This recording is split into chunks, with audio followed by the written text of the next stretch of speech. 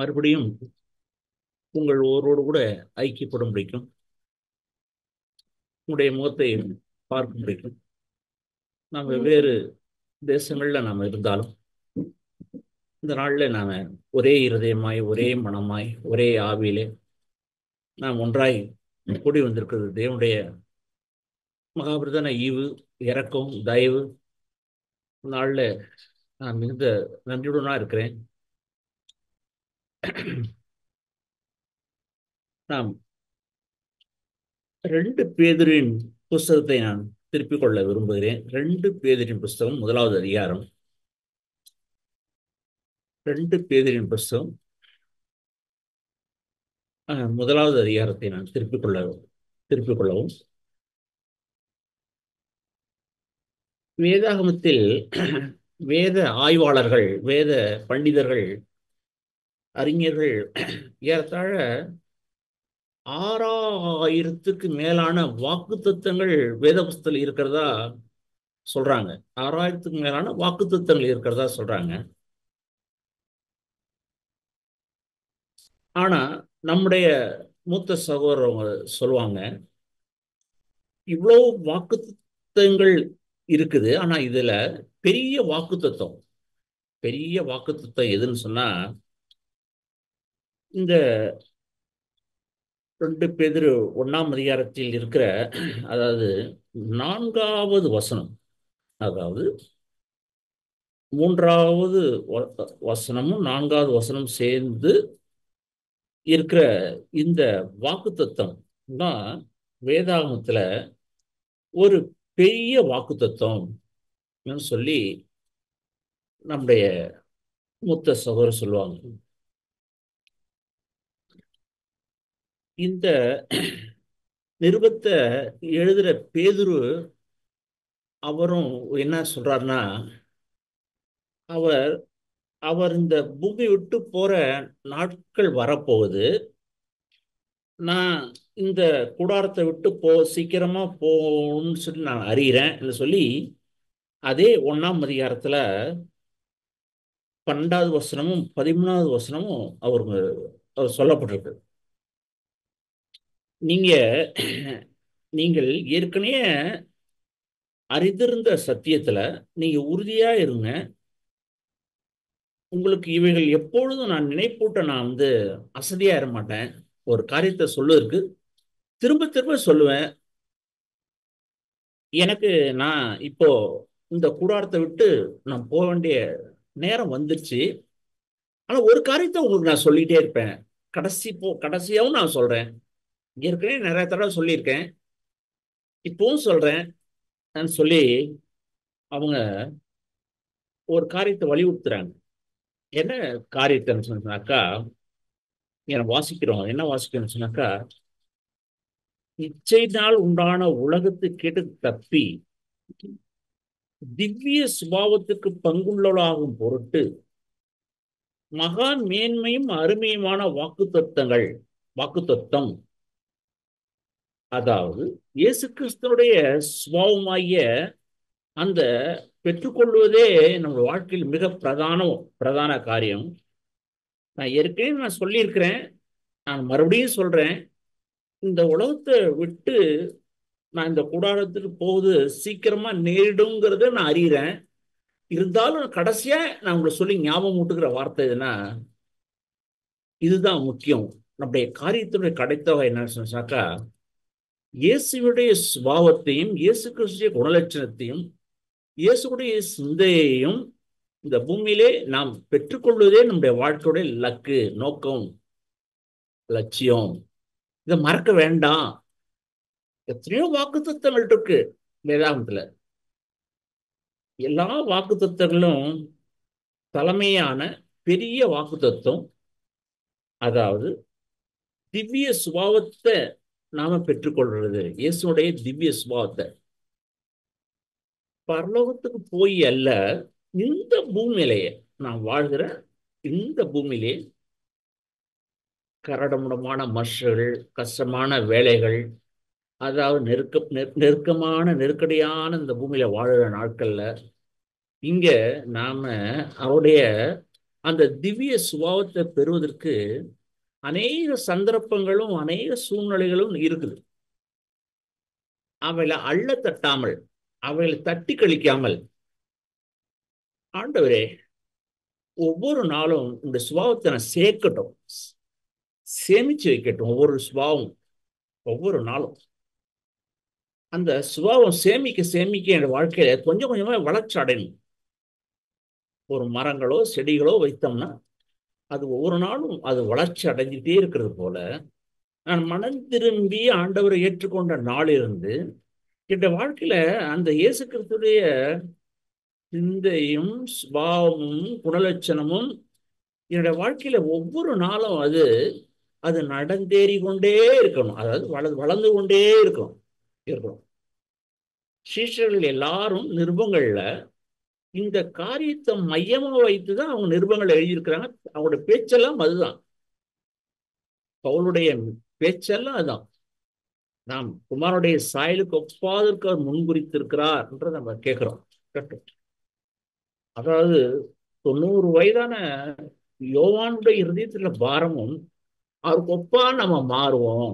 அவர் இருந்த பிரகாரமா நாமும் இருப்போம். அவங்களுடைய இருதயத்தில் இருந்த பாரமும் ஏக்கமும் தாகமெல்லாம் இந்த பூமியில அவரை போல நம்ம மாறணும், அவரை போல வாழ்ந்துடணும். இதுதான் அவங்களுடைய செய்தியுடைய மைய கருத்தே. செய்தியுடைய மைய கருத்தே அதுதான். இன்னைக்கு இருக்கிற கிறிஸ்தவம் உனக்கு நல்ல வீடு, காரு, சுகம், சௌக்கியம், அதான் இந்த பூமிக்குரிய வசதியும் வாய்ப்பு இதை மையமா வைத்துதான் இந்த உலகம் பிரசவிக்கப்படுது. இன்னைக்கு இருக்கிற கிறிஸ்தவத்தை பிசாசு வேறு பக்கமா திருப்பிட்டான். அவங்களுடைய மனதை வேறு பக்கமா திருப்பி விட்டார். ஆனா அப்போஸ்தலர்களோ அவங்க சரியான உபதேசத்துல என்ன பண்ணாங்க, இந்த பூமி விட்டு போகும்போது கூட முக்கியமான காரியம் இதுதான்ப்பா. மையம், நம்முடைய சுவிசேஷத்துடைய மையமே குமாருடைய அந்த சுபாவத்தையும் சாயலும் நாம் அடையணும். அதுதான் சுவிசேஷத்துடைய மைய கருத்தே தான். நாம ஒவ்வொருடைய வாழ்க்கையுடைய மையமும் அதுதான்.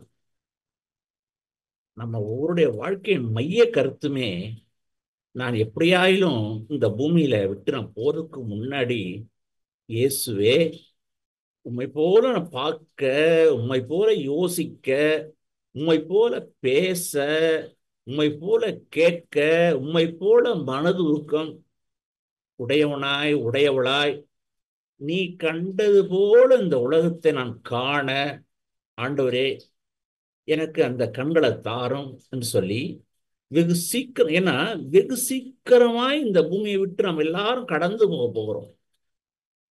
ஆனா இப்போ நான் வாழுகிற அந்த நாட்கள்ல அந்த சுபாவங்களை இப்ப பெற்றுக்கொள்வதற்கு நல்ல தருணம் இருக்கிறது. புத்தியுள்ள ஸ்திரீகள் எப்பொழுதுமே என்னை அவர் சேகரித்து வைத்துக் கொள்வார்கள், எப்பொழுதும் சேகரித்து வைத்துக் கொள்வார்கள். புத்தி இல்லாதவர்களோ அவர்கள் சேகரிப்பதை குறித்து அவர்களுக்கு அக்கறை இல்லை. அவங்க அன்னன்னைக்கு வாழ்க்கை கொண்டதே கோலம் கண்டதே காட்சி, அவ்வளவுதான். ஒரு நாள் வாழ்க்கையை அவங்க இன்பமா எண்ணி ஒரு நாள் வாழ்க்கையை அவங்களுக்கு வாழ்க்கையில அதுவே அவங்களுக்கு முக்கிய நோக்கமா இருக்கும். ஆனா புத்தி உள்ளவர்கள் எப்பொழுதுமே அந்த சேர்க்கிற ஆவி, சேர்க்கிற சுபாவம், இயேசுவை போல பேச, இந்த பூமியில நடக்க அவர்கள் ஆசை கொண்டவர்களா இருப்பாங்க.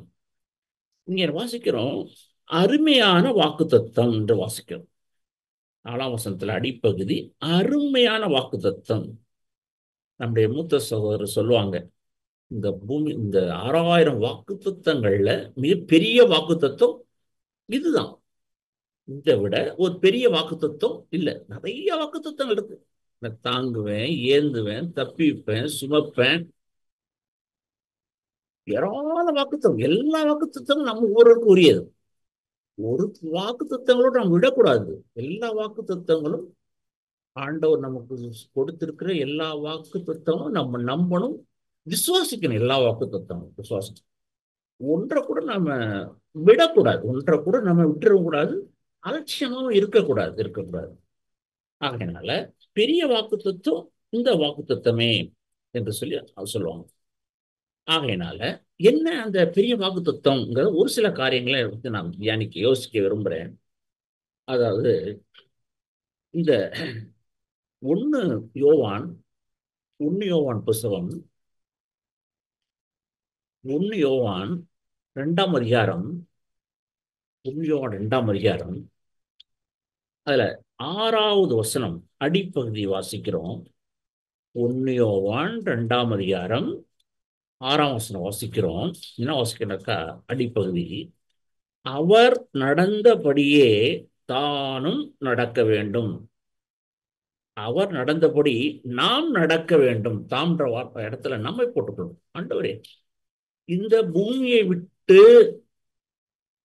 நான் போகிறதுக்கு முன்னாடி, இயேசுவே, எனக்கு கொடுத்திருக்கிற தவணை நாட்கள்ல நீர் நடந்தது போல நான் நடக்கும்படிக்கு எனக்கு ஒரு தருணம் கொடுத்திருக்கீங்க. அந்த தருணத்துல ஆண்டவரே, நீ நடந்தது மாதிரி எனக்கு நடக்கணும் ஆண்டவர். நான் நடப்பதற்கு அவர் வந்து எப்பொழுதும் எனக்கு உதவி செய்கிறவர். நீங்களும் நானும் நினைச்சாலும் நம்ம நன்மையே நம்மகிட்ட இல்லை. நம்முடைய மாம்சத்துல எப்பொழுதுமே ஒரு நன்மை கூட, வாசம் இல்லாத மாம்சத்துல தான் நம்ம எல்லாருமே குடியிருக்கிறோம். ஆனா இயேசுவானவர் இந்த பூமிக்கு வந்த உடனே என்ன வந்திருக்குனாக்கா, அவர் கிருபையை கொண்டு வந்தார். கிருபையின் ஆவியை நமக்கு அருளி இருக்காங்க. அந்த கிருபையின் ஆவியை வைத்துக்கொண்டு நான் இயேசுவை போல நான் நடக்க முடியும். அவர் நடந்தது போல நடக்க முடியும். இன்னொரு வாசிக்கிறோம் அதே இதுல, 4ஆம் அதிகாரம், 1 யோவான் 4ஆம் அதிகாரம் 17வது வசனம். 1 யோவான் 4ஆம் அதிகாரம் 17வது வசனம் அடிப்பகுதி அறிஞர் வாசிக்கிறோம். அடிப்பகுதி நான் வாசிக்கிறேன். அங்கும் என்ன வாசிக்கிறேனாக்கா, அவர் இருக்கிற பிரகாரமாய் நாமும் இந்த உலகத்திலே, இவ்வுலகத்திலே இருக்கிறோம். அதாவது இந்த பூமியிலே நம்முடைய குருநாதராய் இயேசு அவங்க எப்படி வாழ்ந்தாங்களோ அவர் போலவே இந்த உலகத்திலே நாம இருக்கும்படிக்கு தான் நம்முடைய குருநாதர் இந்த பூமிக்கு வந்தாங்க. இதுக்கு எனக்கு ஆசையும் விருப்பமும் எனக்கு வேணும். எனக்கு ஆசையும் விருப்பமும் இருக்குமானா இந்த பூமியில இயேசு நடந்தது போல நான் நடப்பேன்.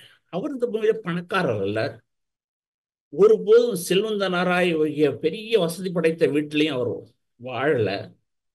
அன்னன்னைக்கு அவர் கூலி வேலை, தச்சு வேலை செய்கிறவராய், அது மாத்திரம் இல்லாம அந்த வீட்டுல ஒரு நெருக்கமான குடும்பத்து மத்தியில அவங்க எப்படி நடந்திருப்பாங்கிறத நம்ம கற்பனை பண்ணி பார்ப்போம்னா ஆச்சரியமா இருக்கும். அந்த வீட்டுல ஒருபோது கூட அவர் போட்டி போட்டிருக்க மாட்டார். ஒருபோது கூட அவர் வாக்குவாதம் செஞ்சிருக்க மாட்டார். அவர் ஒவ்வொரு நாளும் தன்னை விட்டு கொடுத்திருப்பார். ஒவ்வொரு நாளும் சகித்திருப்பார். அந்த வாழ்க்கையை நினைச்சு பார்க்கும்போது ஆச்சரியமா இருக்கு. வேதம் அதெல்லாம் மறைக்கப்பட்டிருக்கு. ஒத்த வார்த்தையில மட்டும் எழுதியிருக்கிறது. அவர் நம்மை போல எல்லா விதத்திலும் சோதிக்கப்பட்டார், பாவமில்லாதவர் என்று எழுதியிருக்கிறது, வேதத்தில் எழுதியிருக்கு. அதெல்லாம் விவரித்து எழுதணும்னா எழுதுறதுக்கு புஸ்தகமும் எழுதி இந்த உலகத்தை வைக்கிறதுக்கு புஸ்தகமும் கொள்ளாது, இந்த உலகமும் கொள்ளாது. அப்படியான ஒரு நல்ல வாழ்க்கையை நம்முடைய ஆண்டவரும் ரட்சகரும் இயேசு இந்த பூமியில வாழ்ந்தார். இந்த வாழ்க்கையை வாழும்படிக்கு இந்த பூமியிலேயே நம்முடைய ஆண்டவர் வாழ்ந்தாங்க. உதாரணமாய் அவர் ஞானஸ்தானம் பெறும்போது ஏறத்தாழ 30 வயது உடையவராய் அவங்க இருக்கிறாங்க. ஞானஸ்தானம் பெறும்போது அவர் எந்த ஊழியமோ எந்த விதமான அற்புத அடையாளங்களும் எதுவுமே செய்யல. அவருக்கு அதிகப்படியான நேரத்தை அவர் கழித்தார்னா, அவர் வேலை செய்யற தச்சு கூடத்துலதான் அவர் நேரத்தை அங்க செலவிட்டாங்க. அப்பொழுது அந்த 30 வருஷம் பூர்த்தியான நாட்கள்ல ஏறத்தாழ அப்பொழுது ஞானஸ்தானத்துக்கு வர்றாங்க. அப்பொழுதுதான் ஒரு ஞானஸ்தானம் பெறும் வானத்திலிருந்து அந்த சத்தத்தை வரும், என் நேசகுமாரன் இவரில் நான் பிரியமா இருக்கிறேன் அந்த சத்தம். வானத்திலிருந்து சத்தம் வருகிறத நமக்கு கேட்கிறோம். எந்த ஊழியமும் செய்யல, எந்த பிரபல்யமும் இல்லை, அவரை பத்தி யாருக்கும் தெரியாது. ஆனா அந்த 30 ஆண்டு காலங்கள் அவர் அருமையான வாழ்க்கையை வாழ்ந்தாங்க அந்த பூமியில். விசேஷமாய் தேவனுடைய பிள்ளைகளா இருக்க நம்ம ஒவ்வொரு இந்த பூமி நாட்கள்ல பிரபல்யமற்றவர்களாய் நம்மளை யாருக்கும் தெரியாதவர்களாய் இருக்கலாம். ஆனா அவர் இந்த பூமியிலே தேவனுக்கு பிரியமுள்ள ஒரு வாழ்க்கை பூமியில வாழ்ந்து முடிச்சாங்க. அவர் நடந்தது போல அவர் நடந்தது போல நீங்களும் நானும் நடக்கும்படிக்கு அழைக்கப்பட்டிருக்கும் பிரியமானவர்களே. வாக்குத்தத்தங்கள் பெரிய வாக்குத்தத்தம் அதுதான். பெரிய வாக்குத்தத்தம். இப்படி அவர் இருக்கிற பிரகாரமாகவும் அவர் இந்த பூமியிலே நடந்தது போல நடக்க இதுக்குதான் அழைக்கப்பட்டிருக்கோம் நாம. இதை மையமா வச்சுதான் சீஷர்கள் எல்லாரும் தம்முடைய செய்தியை சொன்னாங்க. இன்னைக்கு இருக்கிற கிறிஸ்தவத்துல நாம் முந்தி சொன்ன மாதிரி அந்த செய்தியானது இன்னைக்கு அழிக்கப்பட்டிருக்கு. கிறிஸ்தவத்துல இந்த செய்தியானது இன்றைக்கு காணாமல் போயிட்டு, தேவனுடைய சுபாவம், தேவனுடைய குணலட்சணம், குமாரனுடைய சாயல், அவர் நடந்தது போல நடக்க வேணுங்கிற செய்தியை இன்றைக்கு கிறிஸ்தவத்துல காணாம போயிட்டு, நம்ம அதை காதால கேட்கறதுக்கு செய்தி இல்லை. இதுதான் தேவனுடைய வார்த்தையை கேட்க கூடாதபடி பஞ்சமான நாட்கள். இதுதான் பஞ்சமான நாட்கள். தேவனுடைய வார்த்தை கிடைக்காத பஞ்சமான நாட்கள். நம்ம எல்லாரும் வாழ்ந்துட்டு இருக்கோம் அந்த நாட்கள். ஆனா நமக்கு ஒரு ஒரு செய்தி எங்கிருந்தோ ஒரு செய்தி நமக்கு தேவன் நம்முடைய தாசர்கள் மூலமா அருளப்பட்டிருக்கு. இந்த பூமிக்குரிய வாழ்க்கை அல்ல, நீ மேலான வாழ்க்கையை இந்த பூமியில வாழும்படிக்கு நமக்கு தேவன் இந்த பூமியில தம்முடைய வல்லமை அருளி இருக்கிறாங்க தம்முடைய தாசர்கள் மூலமா. அதனால நம்ம பாக்கியசாலி நான் சொல்ல விரும்புறேன். ஆனா வாக்குத்தத்தம் பண்ணிருந்த அந்த வாக்குத்தத்தத்தை நான் பெற்றுக்கொள்ள ஆவல் உடையவனாய், அதாவது விசுவாசம் உடையவனாய் நான் இருக்கணும். வாக்குத்தத்தம் பண்ணிட்டாருன்னா அதை அப்படியே கொடுத்துருவாருன்னு இல்லை. எனக்கு ஆசை இருக்கா, எனக்கு விருப்பம் இருக்கா, அது மேல எனக்கு நாட்டம் இருக்கா என்று சொல்லி தேவன் நம்மளை கவனிக்கிறார்.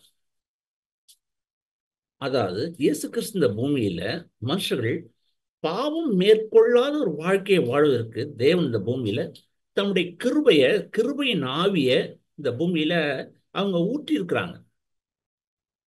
அந்த பாத்திரமானது நிமிர்ந்து, ஆண்டவரே எனக்கு அந்த கிருபையின் ஆவியை எனக்கு தாங்க.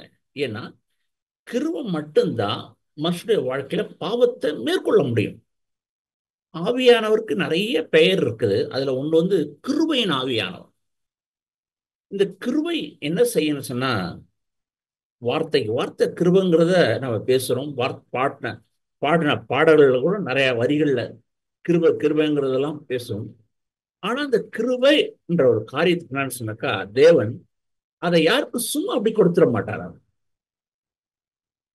யாரெல்லாம் தாழ்மை உடையவர்கள் யாரோ அவர்களுக்கு தான் அந்த கிருபையை கொடுப்பாரே தவிர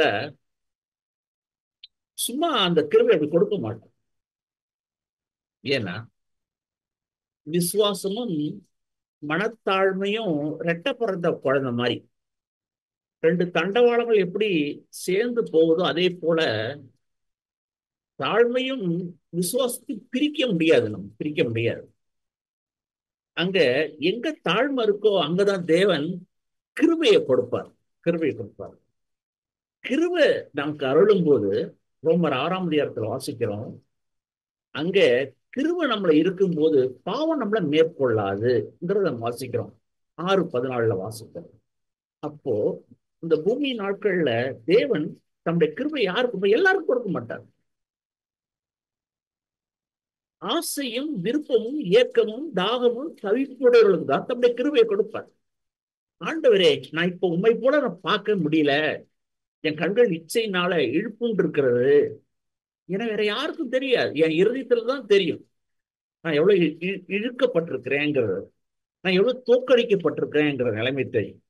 இப்பொழுது என் பாவத்தை அறிக்கையிட்டு என்னை தாழ்த்தி, ஆண்டவரே என் கண்கள்ல ஜெயத்தை தாங்க, எனக்கு கிருபையை தாங்க சொல்லி நான் அதுக்காக ஏக்கமும் தாகமும் உடையவனாய் இருக்கும்போது மாத்திரம் தேவன் கிருபையை கொடுத்து கண்ணின் இச்சையிலிருந்து நமக்கு ஜெயத்தை கொடுப்பாங்க. நான் சும்மா பேச விரும்பல, பேச சொல்ல, இது எல்லாம் என்னுடைய வாழ்க்கையில வாழ்க்கையில நடந்த நிகழ்ச்சியை தான் நான் பகிர்ந்து கொள்றேன். அநேக முறை நான் ஆண்டவருக்கு கேட்டது, ஆண்டவரே நீ பார்த்தது போல நான் பார்க்கக்கூடிய கண்களை எனக்கு தாங்கன்னு சொல்லி நான் கேட்டிருக்கேன். விழுந்திருக்கேன், எழுந்திருச்சிருக்கேன், தேவனுடைய கிருபையை பெற்றுக் கொண்டிருக்கிறேன். அதே போல வாயால பேசுற விஷயம், வார்த்தை அளந்து பேசுகிறது. நாம வார்த்தையை நிதானிக்காம பேசுகிறோம். அதாவது சொற்கள் மிகுதியாவதினால் பாவம் இல்லாமல் போகாதுங்கிறத வாசிக்கிறோம். நம்ம பேசிடுறோம், பேசுறது பாடுதான், ஐயோ இப்படி பேசியிருக்க கூடாது, அடாடா கொஞ்சம் வாய் மூடி இருந்திருக்கலாமே, கொஞ்சம் மௌனமா இருந்திருக்கலாமே நம்ம யோசிப்போம். சரி, இது எத்தனை நாளைக்கு தொடர்றது இப்படியே? ஒரு நாளைக்கு தொடரக்கூடாது. அது ஒரு நாளைக்கு அது அது என்னாச்சுன்னா நிறுத்தணும். நான் பேசுறதுக்கு முன்னாடி யோசிக்கணும்.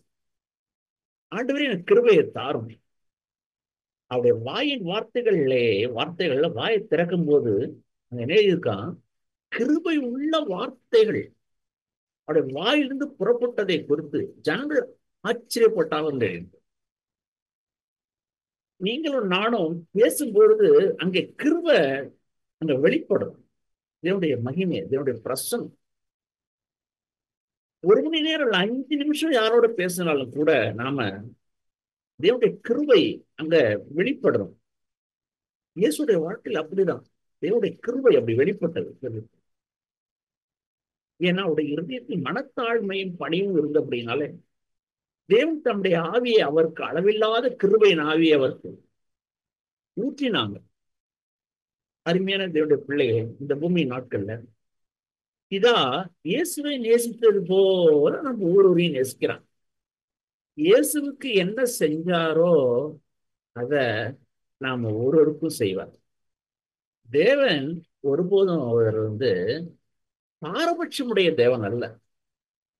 தேவன் தன்னுடைய மூத்த குமாரனுக்கு என்ன செஞ்சாரோ அத இளைய சகோதரிய நமக்கும் செய்வதற்கு பரலோகத்திற்கு பிதா ஆவலும் ஏக்கமும் தாகமும் கொண்டவளா இருக்கிறாங்க. நான் முந்தி சொன்னது மாதிரி பெரிய வாக்கு தத்துவம் சொன்னேன்.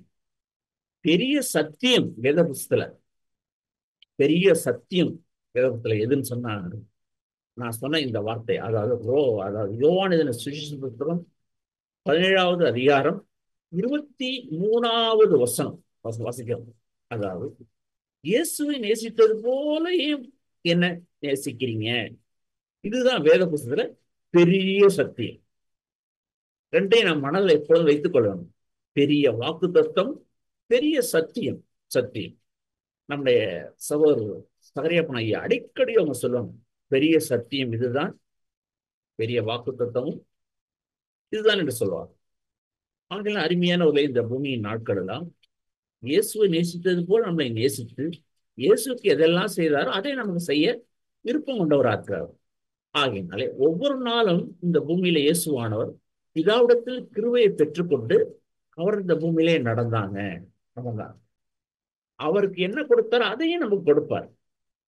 ஏன்னா அவர் பூமி நாட்களில் தாழ்மையுடையவராய் பணிந்தவராய் இருந்தபடினாலே பரலோகத்திலிருந்து ஒவ்வொரு நாளும் அவருக்கு கிருபை இருந்தது.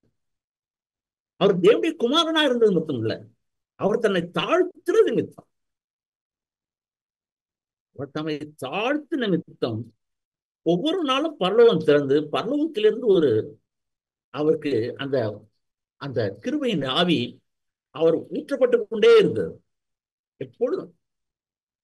அநேகர்கிட்ட நம்ம என்ன பண்ண சொன்னாக்கா, சில நேரத்துல நம்ம என்ன பண்ணி நம்மகிட்ட வர வேண்டிய அந்த அந்த கிருபையின் ஆவி வரக்கூடாதபடிக்கு என்னுடைய பெருமை நிமித்தம் அது அடப்பட்டு போயிருக்கு.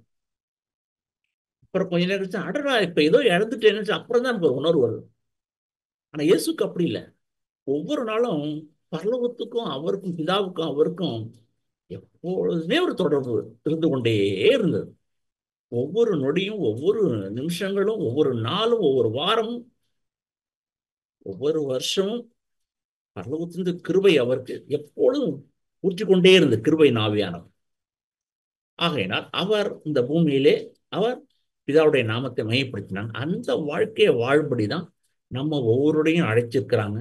அப்போஸ்தலருடைய எல்லா மைய செய்தியும் அதுதான். குமாரனுடைய சாயலுக்குப்பாய் மாறுவதற்கு, அவர் நடந்தது போல நடப்பதற்கு, இந்த அற்புத வாழ்க்கையை இந்த பூமியில தேவனுடைய பிள்ளையில இருக்க நாம ஒரு தேவனுடைய குணலட்சணத்தை பிரதிபலிக்கணும். தேவனுடைய சுபாவத்தை நாம் பிரதிபலிக்கணும். ஒரு ஆடோ அல்லது ஒரு மாடோ ஒரு கோழியோ அது தேவனுடைய சுபாவத்தை வெளிப்படுத்தாது. அது வெளிப்படுத்தாது. ஆனா தேவ சாயலாய் உண்டாக்கப்பட்ட மனுஷன் தேவனுடைய சுபாவத்தை வெளிப்படுத்தணும். அதான் தேவனுடைய சித்தம்.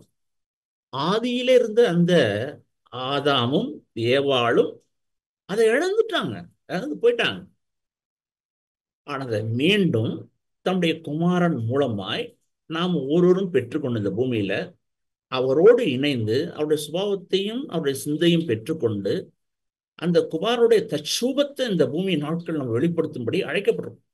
எவ்வளவு தானே பாக்கியம், மகா மேன்மையான பாக்கியம் இந்த பூமியில. அருமையானவர்கள், நம்ம மறந்து போகக்கூடாது. உதாரணமாய் அவர் பண்ண வாக்குத்தத்தத்தை நம்ம ஒருபோதும் மறந்து போகக்கூடாது. அத பழைய ஏற்பாட்டுல வாழ்ந்த எத்தனையோ பரிசுத்தவான்கள் இந்த பூமியில வாழ்ந்தாங்க. அதை குறித்து ஒரு சில காரியங்களை நான் சொல்ல விரும்புகிறேன். அதாவது எபிரேயரின் புஸ்தகம் 6வது அதிகாரத்தை நான் திருப்பிக் கொள்வோம். எபிரேயரின் புஸ்தகம் 6வது அதிகாரம் 11வது வசனத்தை வாசிப்போம். எபிரேயரின் புஸ்தகம் 6, 11, 12 நான் வாசிக்கிறேன். நீ அசதியாயிராமல் வாக்குத்தத்தமான ஆசீர்வாதங்களை விசுவாசத்தினாலும் நீடிய பொறுமையினாலும் சுதந்திரித்துக் கொள்ளுகிறவர்களாக பின்பற்றுவர்களாய் இருந்து உங்களுக்கு நம்பிக்கையின் பூரண நிச்சயமாகும்படி நீங்கள் நீங்கள் யாவரும் முடிவு பரைந்தும் அப்படியே ஜாக்கிரதையாய் காண்பிக்க வேண்டும் என்று நான் ஆசையாய் இருக்கிறோம். இந்த 27 ஆக்கியோனுடைய இறுதி இந்த பாரத்தை அவர் சொல்ற, நீ அசதியா இருக்காதீங்க, அசதி இருக்க வேண்டாம், அசதியா இருங்க. வாக்குத்தத்தம் பண்ணப்பட்ட அந்த ஆசீர்வாதங்களை விசுவாசத்தினாலே பெற்றுக்கொள்வதற்கு நீடிய பொறுமையை சுதந்திரித்துக் கொள்வர்களாக பின்பற்றலாக இருந்து. இங்கே ஆச்சரியமான காரியம் என்ன, அவர் வாக்குத்தத்தம் பண்ணியிருக்கிறாரு. ஆனா அந்த வாக்குத்தத்தங்களை நீங்க பெற்றுக்கொள்வதற்கு அசதி வேண்டாம். அதுக்காக ஜெபிக்கணும், விசுவாசிங்க, ஜெபிக்கணும். ஒரு உதாரணத்தை சொல்ல விரும்புறேன். அதாவது தானியேலுக்கு ஒரு காரியத்தை, பாபிலோனுக்கு போன அந்த ஜனங்களை பத்தி ஒரு தீர்க்க தரிசனம் இருக்கு. எரேமியா மூலம் 70 ஆண்டுகள் நீங்க அந்நிய தேசத்துல நீங்க பாடுபட வேண்டியிருக்கும். 70 வருஷத்துக்கு அப்புறம் நான் உங்களை இந்த தேசத்துக்கு உங்களை நான் அழைச்சிட்டு வருவேன்னு சொல்லி எரேமியாவின் மூலமாக ஒரு தீர்க்க தரிசனம் இருக்கும். ஆனா அத தானியேல் பார்க்குறாங்க. தானியேல் பார்த்துட்டு 70 வருஷம் ஆயிட்டு, சரி தேவன் அப்படியே காரியங்களை செஞ்சிருவாங்கன்னு சொல்லி அவர் சும்மா எல்லாம் இல்லை. அவர் செபிக்க ஆரம்பிக்கிறார், புலம்புகிறார், தன் இருதயத்தை தேவனுக்கு முன்பாக அவர் திருப்புகிறார். அப்போ தேவன் அதிசயமான காரியங்களை செய்து அங்க ஏராளமான தேவ தாசர்களை எழுப்பி, ராஜாவுடைய இருதயங்களை எழுப்பி, அங்க ஏராளமான மனுஷர்களை அனுப்பி அங்க எருசலேம் கட்டப்படுது. அங்கே ஏராளமான ஜனங்கள் அங்கே போறதை வாசிக்கும். நம்முடைய வாழ்க்கையில கூட நான் அவர் முன்குறித்து இருக்கிறார். குமாரனுடைய ஏன் நம்மளை அழைத்தார்? ஒரு நோக்கத்தோடு அழைத்திருக்கிறார். ஒரு லட்சியம் உண்டு. நம்ம ஒரு கொடுத்தும் நோக்கமும் லட்சியமும் உண்டு. ஆகையினால் எனக்கு விசுவாசமும் இருக்கணும். அது விருப்பமும் விசுவாசம் இருந்து நான் ஜெபிக்கவும் வேணும். ஆண்டவரே உம்மை போல பேசணும்ப்பா, ஆண்டவரே உம்மை போல நான் பார்க்கணும். நீ எப்படி இந்த உலகத்து ஜனங்களை பார்த்தீங்களோ அந்த மாதிரி நான் பார்க்கணும். ஆண்டவரே நீ கேட்டது போல நான் கேட்கணும், நீ யோசித்தது போல நான் யோசிக்கணும். ஆண்டவரே குறிப்பா நீ பார்த்தது போல இந்த உலகத்துடைய பணத்தை, இந்த பூமியில இருக்கிற மனுஷர்களை நீ பார்த்தது போல பார்க்கக்கூடிய அந்த மனோபாவத்தை எனக்கு தான்.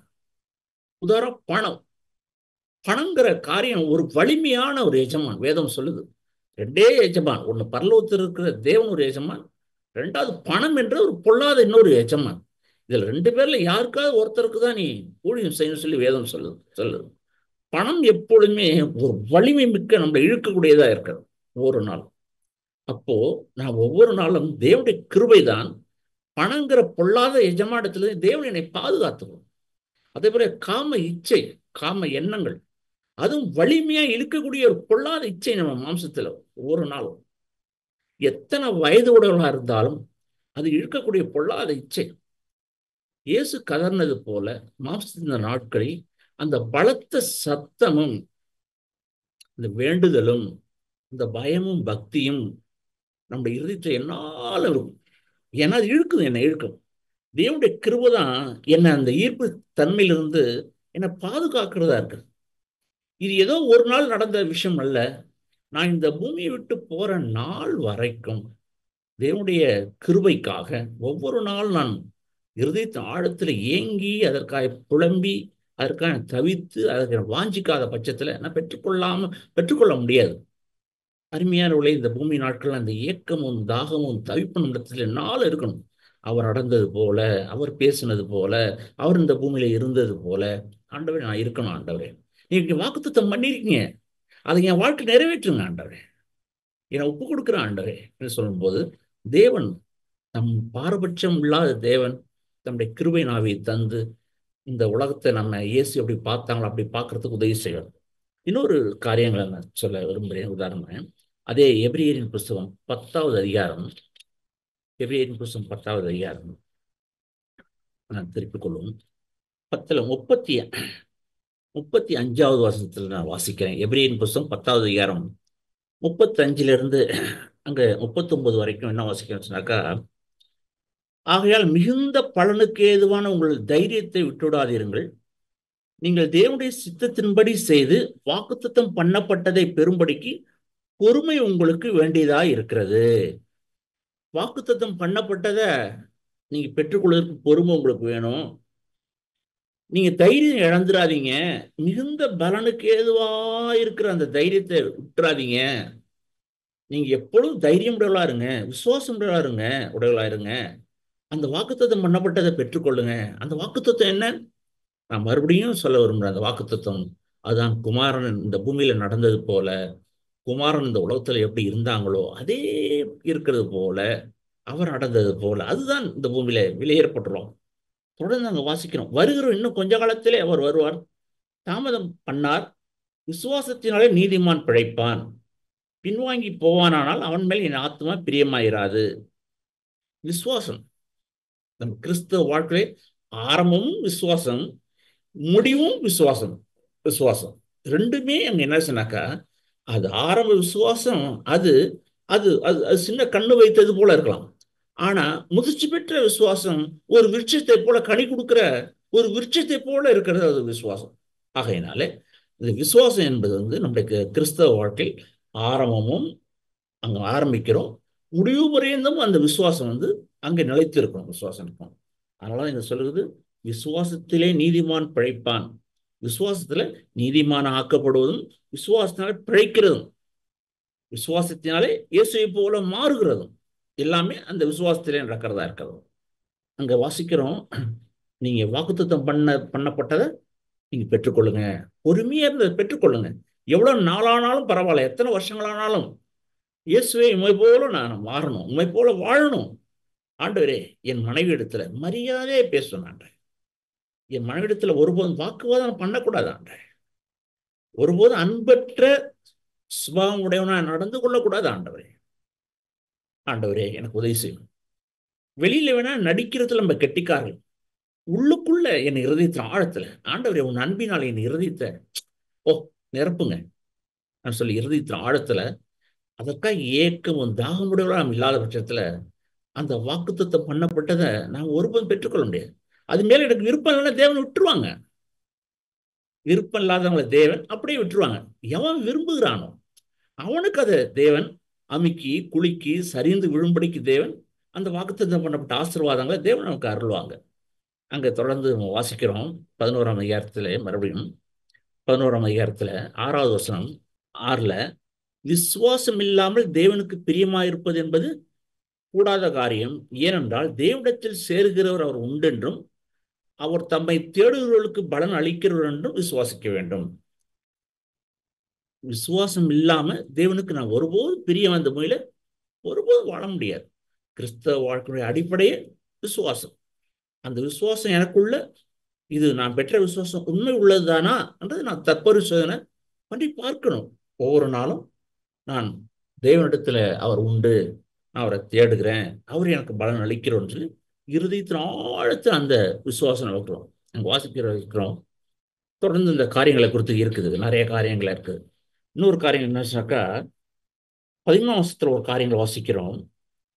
இங்கே மேல அதுக்கு முன்னாடி நிறைய மனுஷரை குறித்து சொல்லிட்டு, நோவா, ஆபிரகாம், எல்லா மனுஷர்களையும் சொல்லிட்டு, இங்க 13ஆம் வசனம் ஒன்று சொல்லுது, இவர்கள் எல்லாரும் வாக்குத்தத்தம் பண்ணப்பட்டதை அடையாமல் தூரத்திலே அவைகளை கண்டு நம்பிக்கொண்டு அணைத்து கொண்டு பூமியிலே தங்களை அந்நியரும் பரதேசியமாய் இருந்து அறிக்கையிட்டு விசுவாசத்தோடு மரித்தார்கள். இந்த ஆபிரகாம், இந்த நோவா, இன்னும் தேவனுடைய தாசர்கள் மனுஷர்கள் எல்லாம் அவர்கள் விசுவாச புருஷலா இருந்தாங்க. ஆனா ஒண்ணு அடையல. என்ன அடையலன்னா, இயேசு வாழ்ந்தது போல, இயேசு நடந்தது போல, குமாரனுடைய சுபாவத்தை, குமாரனுடைய சாயலை, அத கிருபையின் ஆவியானுடைய வல்லமைய அவள் பெற்றுக்கொள்ள இந்த பூமியில அவள் வாக்குத்தத்தம் பண்ணப்பட்டிருந்தது. ஆனா அதை அடையல. அதை ஆண்டவரே சொல்லுவாங்க, ஆபிரகாம் என் நாளை காண ஆசையா இருந்தான்னு சொல்லுவாங்க. இன்னொன்னு சொல்லுவாங்க, சீஷலை பார்த்து, நீங்கள் இந்த செய்தியை கேட்கறதுனால நீங்க பாக்கியவான்கள், இந்த செய்தியை உங்களுடைய காது கேட்குதே, நீங்க பாக்கியவாளின்னு சொல்லி சீஷலை பார்த்து சொல்லுவார்.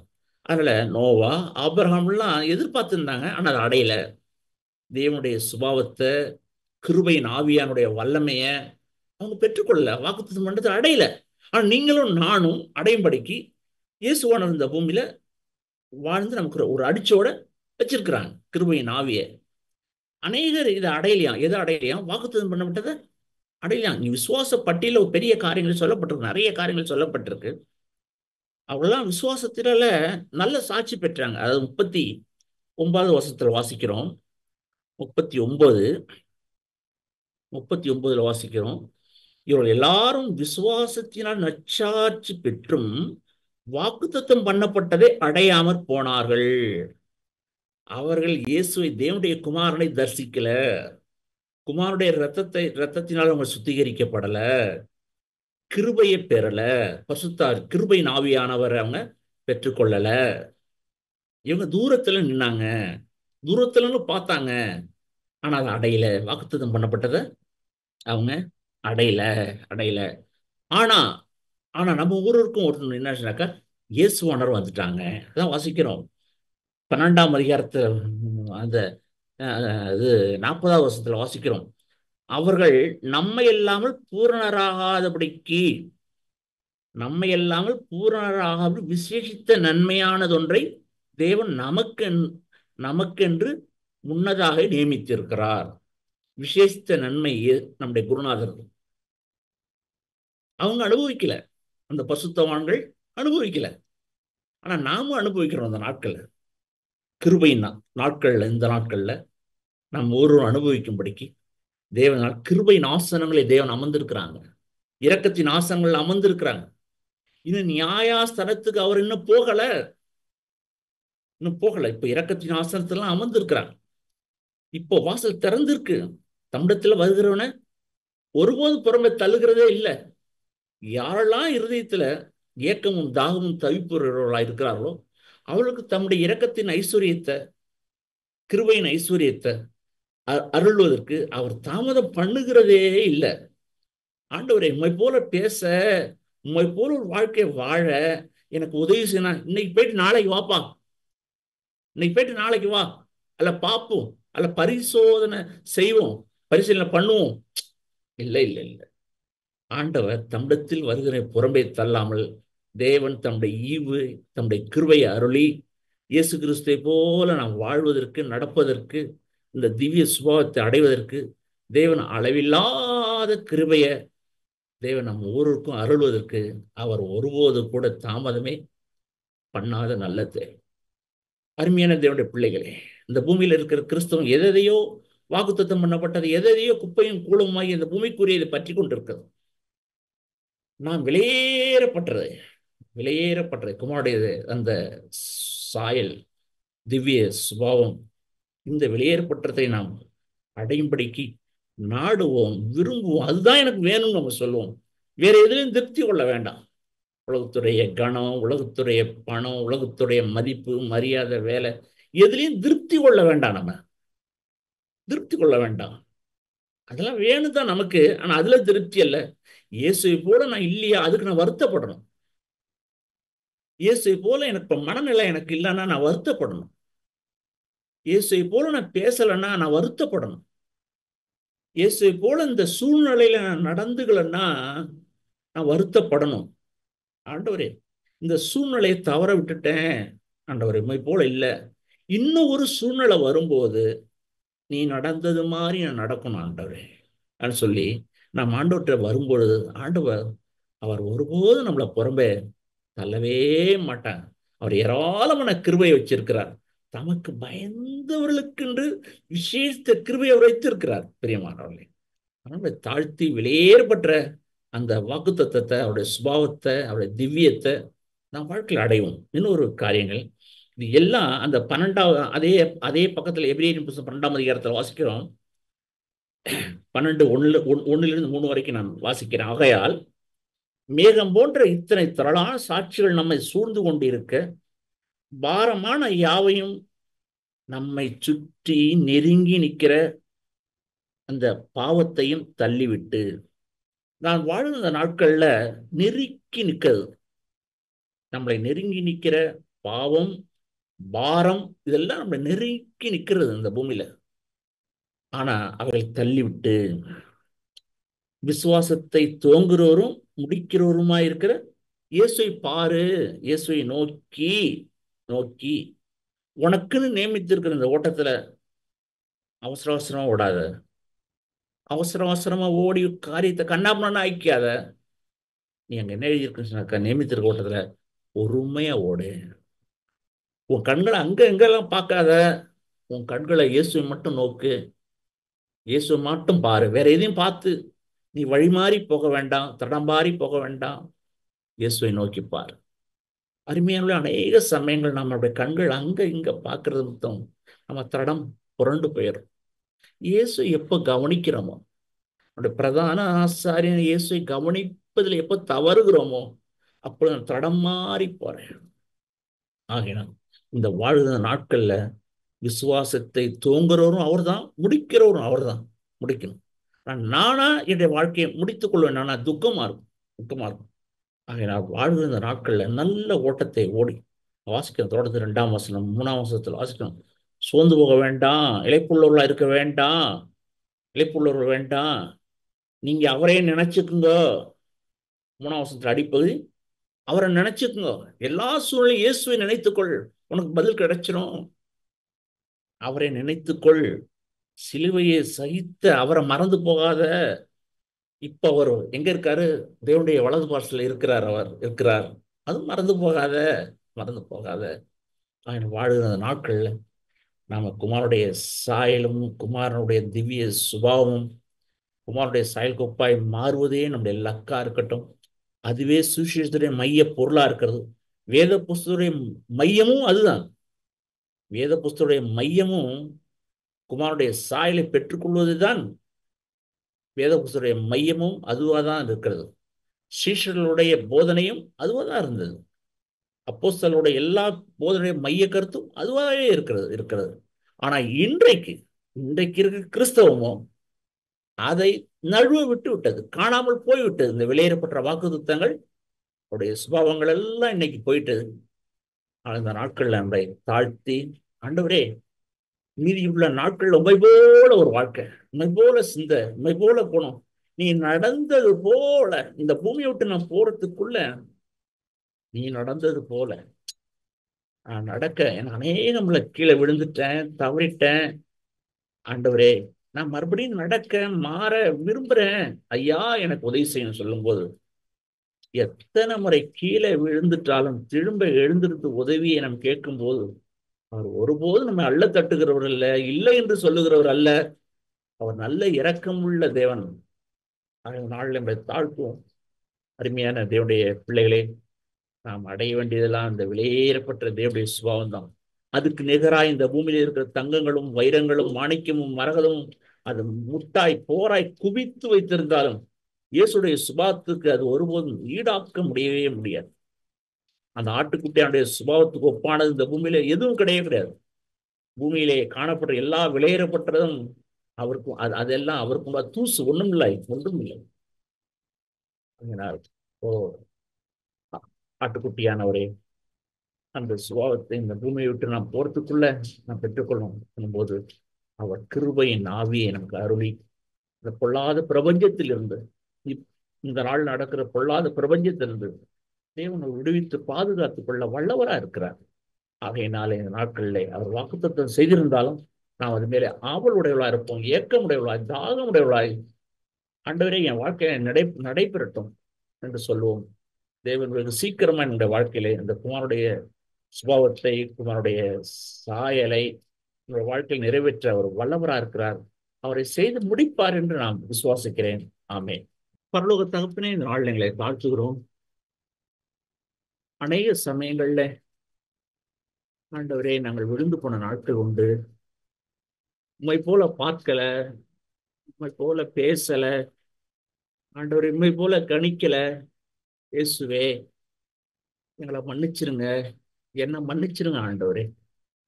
வருகிற நாட்கள் எல்லாம் உங்களுடைய திவ்ய சுபாவத்திலே ஆண்டவரே நானும் உடையவனாய் பங்கு பெறுகிறவனாய் நாங்களும் மாறட்டும். எங்கள் ஊருக்கு அனுகிரகம் பண்ணுங்க.